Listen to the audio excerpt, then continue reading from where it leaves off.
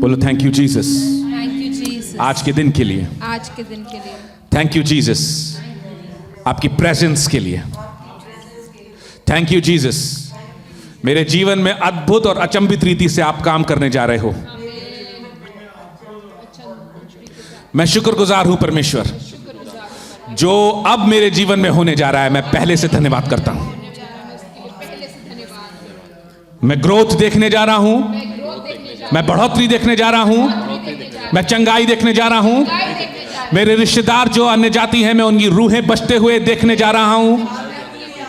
मैं मेरे फ्रेंड को जो अन्य जाति है उनकी रूहें बचते हुए देखने जा रहा हूं। मेरे परिवार में, मेरे रिश्तों में मैं एक सुधार देखते जा रहा हूं। मेरे बच्चों के ऊपर मैं घोषणाएं करते हुए उन्हें बदलते हुए देखने जा रहा हूं।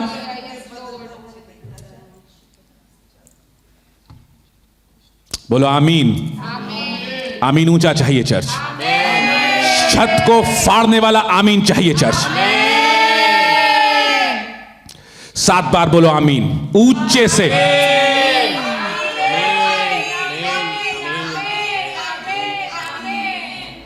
परमेश्वर की आत्मा ने कहा यह वो मसा है जो लोग एक देश से दूसरे देश जाते हैं।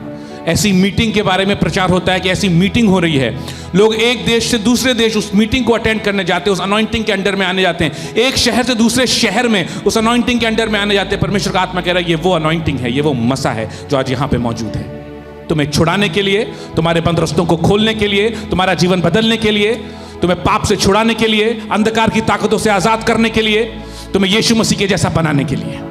बोलो आमीन, बोलो आमीन।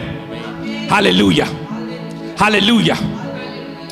शैतान आपके अधिकार से नफरत करता है क्योंकि शैतान आपसे वो अधिकार चुराना चाहता है। उसने वही किया आदम और हवा के साथ। उसने उनका अधिकार, वो बेटे होने का अधिकार, जब एक बेटा होता है बेटे के पास अथॉरिटी होता है और उस अथॉरिटी को शैतान आपसे छीनना चाहता है। शैतान आपसे निकालना, खींचना आपकी लाइफ से चाहता है। जब वो अथॉरिटी आपकी लाइफ से निकल जाती है, आप जितना चिल्लाओ होली गोस्ट फायर, आप जितना चिल्लाओ यीशु मसीह के नाम से, आप चीखे मारो, सर पीट दो, वो काम नहीं होता। शैतान आपको नहीं छोड़ता क्योंकि वो अधिकार आपके पास नहीं होता।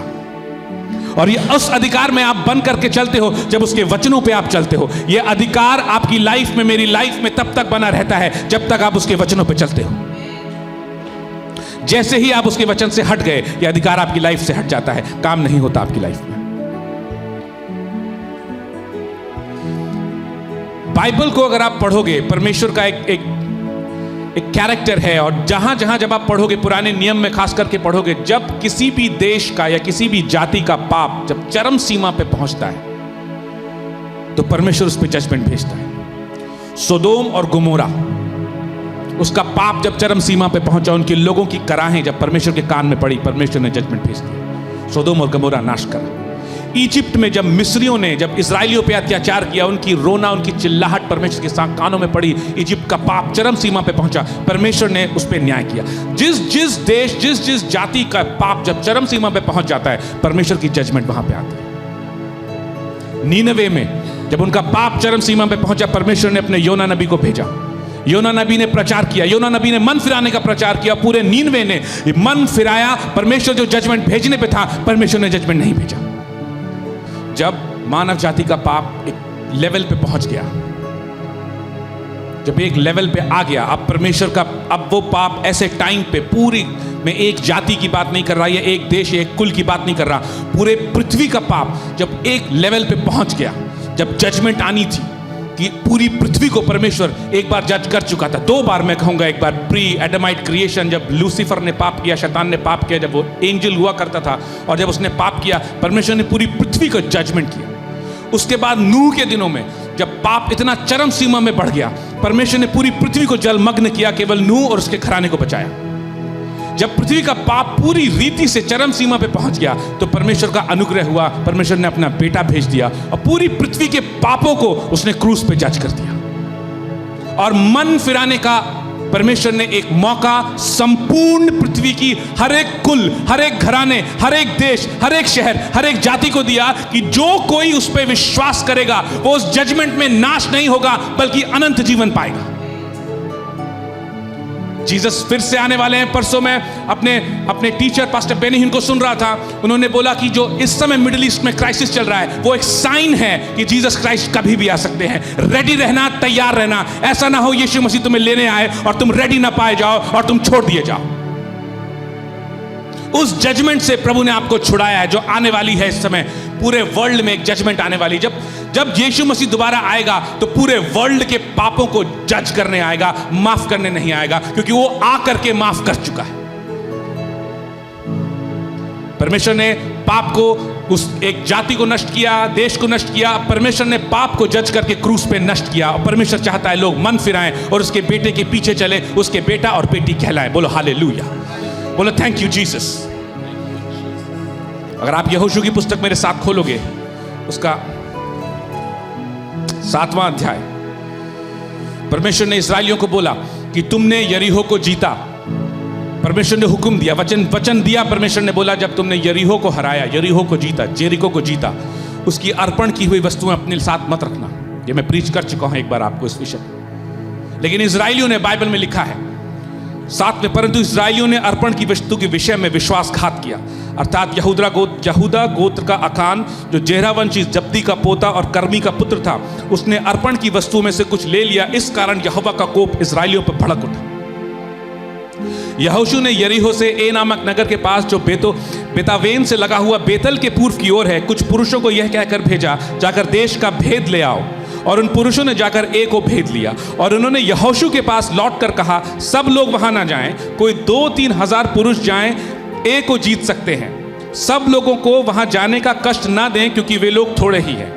इसीलिए कोई 3000 पुरुष वहां गए, परंतु ए के रहने वालों के सामने से भाग गए। तब ए के रहने वालों ने उनमें से कोई 36 पुरुष मार डाले और अपने फाटक से शबारीम तक उनका पीछा करके उतराई में उनको मारते गए। तब लोगों का मन पिघलकर जल सा बन गया। तब यहोशू ने अपने वस्त्र फाड़े और वो और इजरायली वृद्ध लोग यहोवा के संदूक के सामने मुंह के बल गिरकर पृथ्वी पर सांझ तक पड़े रहे। और उन्होंने अपने सर पर धूल डाली और कहा, हाय प्रभु यहोवा, तू अपनी इस प्रजा को यरदन पार क्यों ले आया? क्या हमें अमोरियों के वश में करके नष्ट करने के लिए ले आया? भला होता कि हम संतोष करके यरदन के उस पार रह जाते। ऐसा क्यों हुआ? एक सामर्थी जाति जो परमेश्वर ने बनाई, जिनके साथ परमेश्वर इनके मध्य में चलता था, जो विक्ट्री के लिए चुने गए थे। जो आप जैसे विक्ट्री के लिए, जीत करने के लिए चुने गए हो, आप आगे बढ़ने के लिए चुने गए हो। आप पूंछ बनाने के लिए नहीं चुने गए, आप सर रखने के लिए चुने गए हो। आप गरीबी में मरने के लिए चुने नहीं गए, आप उसकी अमीरी, स्वर्ग की अमीरी में आने के लिए चुने गए हो। आप नरक में जाने के लिए चुने नहीं गए, आप स्वर्ग में जाने के लिए चुने गए हो। लेकिन उन्होंने परमेश्वर के वचन को ना मान करके, बाइबल में लिखा है, परमेश्वर के साथ विश्वासघात किया। जब आप बाइबल में लिखी हुई बातों को नहीं मानते और अपना दिमाग चलाते हैं, अपनी बुद्धि लगाते हैं, अपना माइंड यूज करते हैं, बाइबल में लिखा है आप विश्वासघात करते हो परमेश्वर के वचन को ना मान करके। और जब ऐसा होता है तब परमेश्वर अपना हाथ पीछे खींचता है। और उसके बाद इस्राएलियों, यहोशू ने कहा अब ए नगर को ले लेते हैं, बड़ा नगर तो हमने ले लिया। उसके बाद वो ए नगर को लेने के लिए गए और उनके भेदियों ने कहा कुछ नहीं, ज्यादा जरूरत नहीं है, 3-4 हजार जाके जीत लेंगे।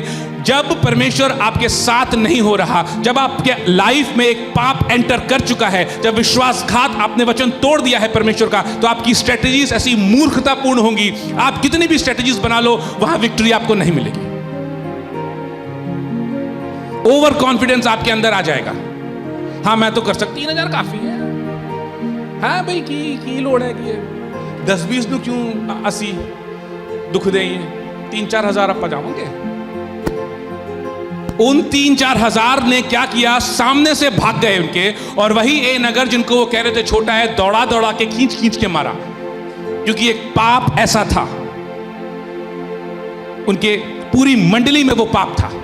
जब उस पाप को यहोशू ने, जब परमेश्वर के सामने बैठा, जब उसने अपने वस्त्र को फाड़ा, सुबह से सांझ तक वो परमेश्वर के सामने टिका रहा। आज आपकी लाइफ में अगर कोई भी प्रॉब्लम आती है, सबसे पहले इंसान क्या कहता है? मैं क्यों मानूं यीशु को? मेरे को कितने लोगों ने कहा अजी आपका परमेश्वर ने हमें, मेरे साथ ये किया, परमेश्वर ने मेरे साथ वो नहीं किया, परमेश्वर ने, कई लोगों ने मुझे ऐसा बोला, और वो लोग आज भी उसी पोजीशन में। लेकिन जितने लोगों ने ये कहा परमेश्वर ने किया, कोई बात नहीं, परमेश्वर मुझे उठाने वाला परमेश्वर है, मैंने उनको उठते हुए देखा अपनी आंखों से।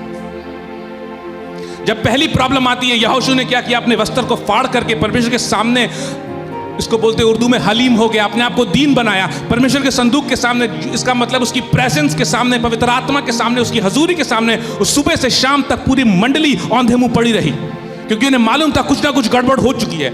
हमारी ये विक्ट्री हो रही थी, हम जीत रहे थे, लेकिन ऐसा क्या हुआ कि अब हम आगे हार गए हैं। यहाँ कहाँ क्या गड़बड़ हो गई है? इनके सामने से गड़बड़ नहीं हुई, इनके पीछे, पीठ पीछे छुपी हुई ऐसी कोई गड़बड़ थी, ऐसी कोई बात थी, ऐसा विश्वासघात था जो इनकी आंखें देख नहीं सकती थी। लेकिन ये समझ गए थे कि परमेश्वर हमारे साथ नहीं चल रहा इस समय, क्योंकि अगर परमेश्वर हमारे साथ होता तो वही 3 लाख को भी मार सकते थे। हालेलुया। इन्होंने अपने आप को दीन किया। आज आपके ऊपर कोई भी परिस्थिति, कोई भी परेशानी आती है, अगर आप अपने आप को दीन नहीं करते, अगर आप अपने आप को बोलते हो कि परमेश्वर ने मेरे साथ ये नहीं किया, अब मैं वो करूंगा, ये करूंगा, वो करूंगा, परमेश्वर वहां काम नहीं करता। लेकिन आप परमेश्वर के सामने हलीम होकर के जाते हो, बोलते हो परमेश्वर क्या मुझसे कहीं कोई गलती तो नहीं हुई?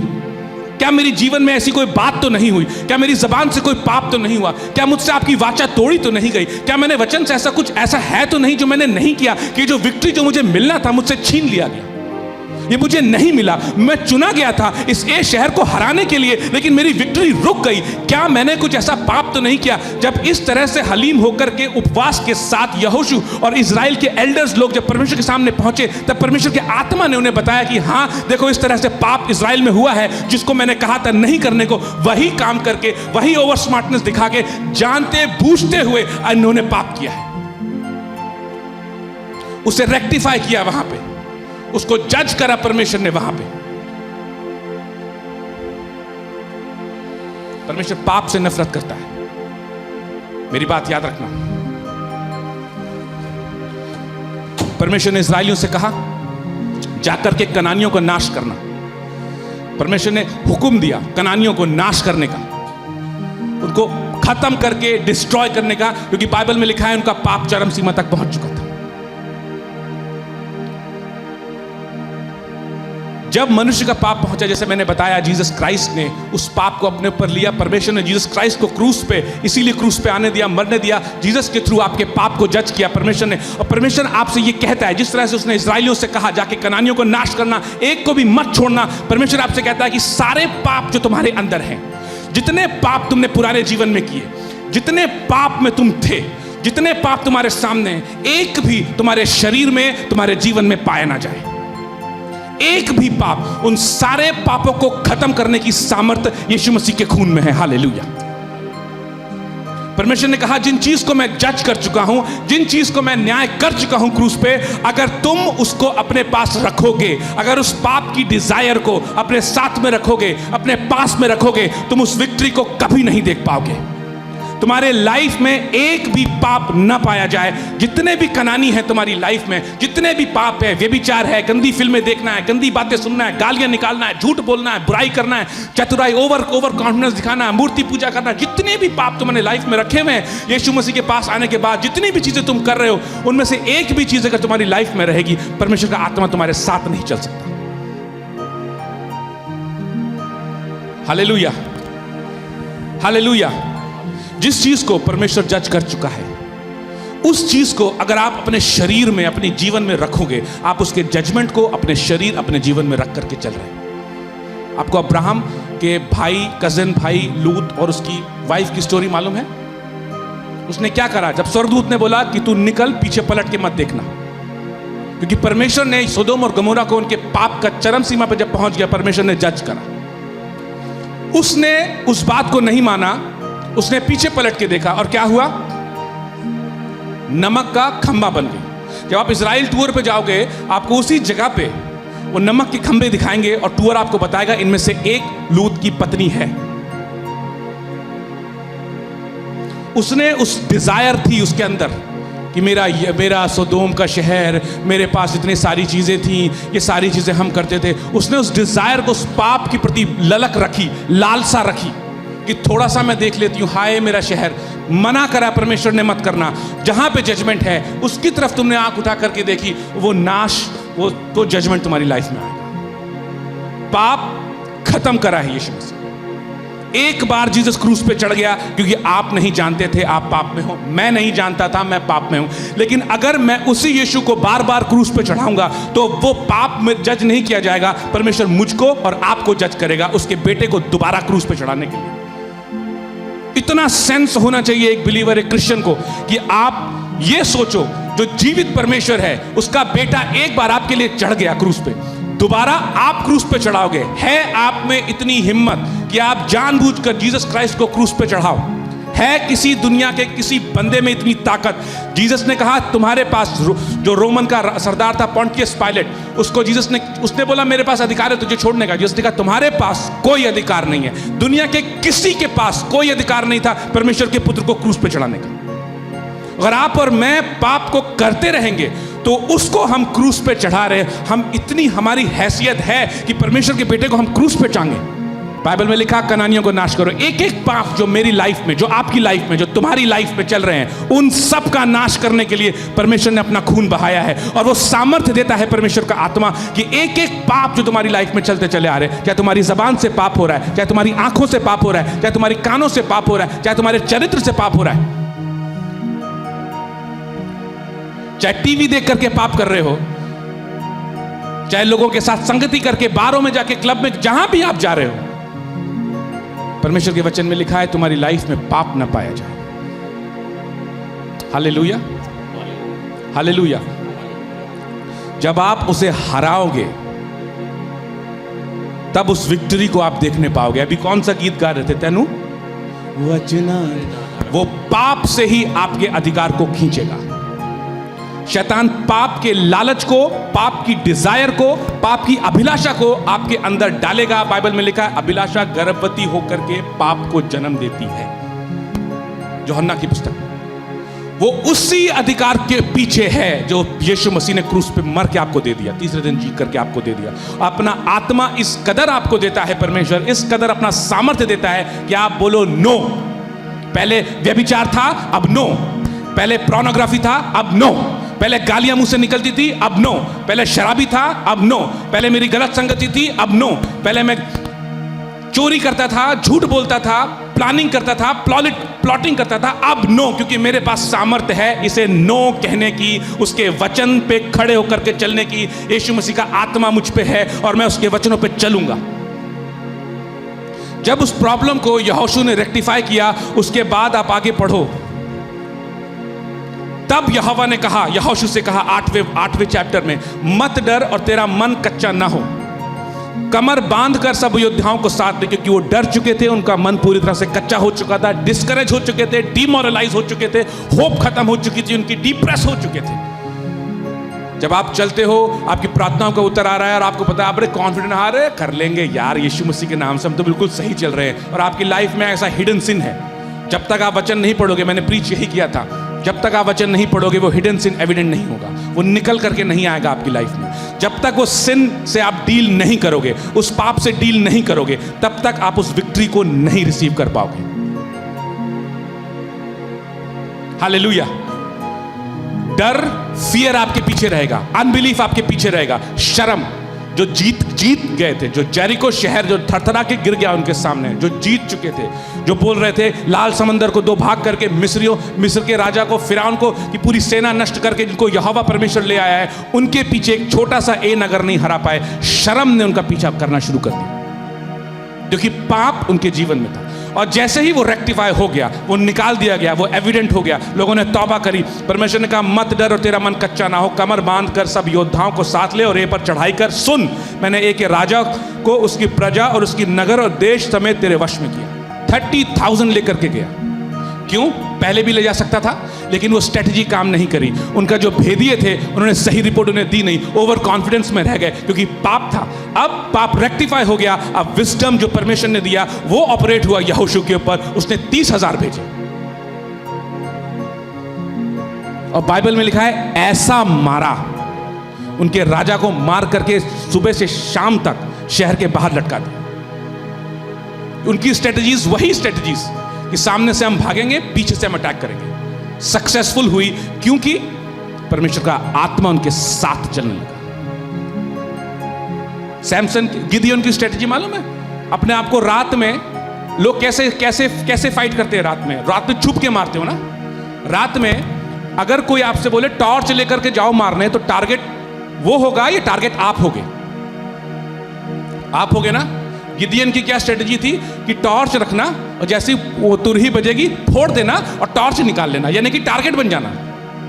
उस फूलिश स्ट्रेटजी में परमेश्वर ने विक्ट्री दे दी, क्योंकि परमेश्वर उनके साथ था, क्योंकि वो पाप में नहीं थे। 300 लोगों के साथ, जो 300 लोग जो लड़ भी नहीं पाते थे, उनके साथ परमेश्वर ने बिना अस्त्र चलाए विक्ट्री दे दी, क्योंकि परमेश्वर उनके साथ था। वो हरा चुके हैं अपने। परमेश्वर ने आपको आत्मा इसीलिए दिया है कि आप शैतान को हराओ अपनी लाइफ से, पाप को निकाल करके फेंक दो अपनी लाइफ से। जिसका जजमेंट कर चुका है यीशु मसीह, उसको अपनी लाइफ में रखने से कोई फायदा नहीं है। मुर्दा को अगर लेकर के चलोगे तो मुर्दा क्या करेगा? कितने दिन की डेड बॉडी आप कैरी कर सकते हो? बताओ, कितने दिन डेड बॉडी रख सकते हो अपने साथ? डर गया वो। 3 दिन। आप सोचो, पाप ये वो मुर्दा है जिसे आप ढोए पड़े हो सालों से, आप रेक्टिफाई नहीं करना चाह रहे हो, तो कितनी बांस मारेगा वो? खत्म है, डेड है, फिनिश है क्रॉस पे। उसने नया जीवन दे दिया आपको, उसको वेस्ट मत करो। विक्ट्री आपका अधिकार है, आपका पोर्शन है। जयवंत होना आपका पोर्शन है। आप प्रार्थनाओं का उत्तर रिसीव करना आपका पोर्शन है। स्वर्ग से आशीष पाना आपका पोर्शन है। अनंत जीवन आपका पोर्शन है। हीलिंग आपका पोर्शन है। पुरखाओं के चले आ रहे श्राप से आजाद होना आपका पोर्शन है। ब्लेसिंग रिसीव करना, financial gain, financial blessing receive करना आपका पोर्शन है। उस पोर्शन को मत छोड़ो उस गंदे पाप की डिजायर के लिए, उस गंदे पाप की लालसा के लिए जो सिर्फ सड़ान देता है और जजमेंट आपको, आपके ऊपर परमेश्वर का आ जाता है। Hallelujah, hallelujah. एक स्ट्रेटजी, अगर आप प्रॉब्लम में हो, अगर आपको चाहते हो कि अगर आप दरवाजा खोले, परमेश्वर आपके लिए सामने, आपको लग रहा है बंद दरवाजा है, अगर वचन आज आपके जीवन में काम कर रहा है, अपना जीवन सबसे पहले सरेंडर कर दो। जैसे यहोशू ने सरेंडर करा। 3 डेज फास्टिंग में जाओ, 4 डेज फास्टिंग में जाओ, अरे 7 डेज फास्टिंग में जाओ। यरीहो के 7 बार चक्कर लगा के 7वीं बार लोगों ने तुरही बजाई और जय जयकार की ध्वनि करी। यरीहो की दीवार पूरी की पूरी गिर गई। बाइबल में लिखा है जो कुछ परमेश्वर से उत्पन्न हुआ है, जल्दी से एक आखिरी बुक को खोलेंगे, पहला यूहन्ना उसका 5:4। परमेश्वर ने कहा यह बहुत जरूरी है कलीसियों को बताना कि पाप की वजह से जब आप पलट करके लूत की पत्नी की तरह देखते हो, आप वो डेड हो जाते हो, वहां पे आपकी सारी चीजें रुक जाती हैं। 5 पहला यूहन्ना 5 उसका 4। क्योंकि जो कुछ परमेश्वर से उत्पन्न हुआ है वो संसार पर जय प्राप्त करता है, और वो विजय जिससे संसार पर जय प्राप्त होती है हमारा विश्वास है। जो कुछ तुम्हारे अंदर परमेश्वर ने उत्पन्न किया है, तुम्हें उसके बेटा और बेटी उत्पन्न किया है तुम्हारे अंदर, लेपालकपन का आत्मा तुम्हें दिया है परमेश्वर ने। जो कुछ तुम्हारा विश्वास तुम्हारे अंदर उत्पन्न हुआ है, संसार, पाप, शैतान, जो कुछ परमेश्वर से जन्मा है वही विक्ट्री पाएगा। जो कुछ पाप तुम्हारे शरीर में है, यानी कि तुम फेलियर, शर्म, हार लेकर के चल रहे हो अपनी लाइफ में, लेकिन विश्वास तुम्हारा परमेश्वर से उत्पन्न हुआ है। तुम खड़े हो विश्वास पे, आज नहीं तो कल, कल नहीं तो परसों, परसों नहीं तो नरसों, तू चंगा कर या ना कर, वही है मेरा खुदा, उसके लिए दरवाजा खुलेगा, कोई रोक नहीं सकता। उसके बंद दरवाजे को खोलने के लिए कोई रोक नहीं सकता। जो दरवाजा यीशु मसीह खोलता है उसे कोई बंद नहीं कर सकता, और जो दरवाजा यीशु मसीह बंद करता है उसे कोई खोल नहीं सकता। आपका विश्वास जय पाएगा, यीशु मसीह पे आपका विश्वास जय पाएगा, उसके वचनों पे खड़ा रहना जय पाएगा, पवित्रताई में चलना जय पाएगा। संसार हारेगा, शैतान की ताकतें हारेंगी, जो दरवाजे बंद हैं वो खुलेंगे यीशु मसीह के नाम से। आपकी प्रार्थना परमेश्वर से उत्पन्न हुई है, आपका नया जन्म, नया आत्मा परमेश्वर से उत्पन्न हुआ है। आपका उपवास करना यह भी परमेश्वर का आत्मा ने आपके अंदर उत्पन्न करा है। फास्ट करो, 3 दिन, 4 दिन, 5 दिन, अरे खोलेगा परमेश्वर आपके लिए दरवाजे।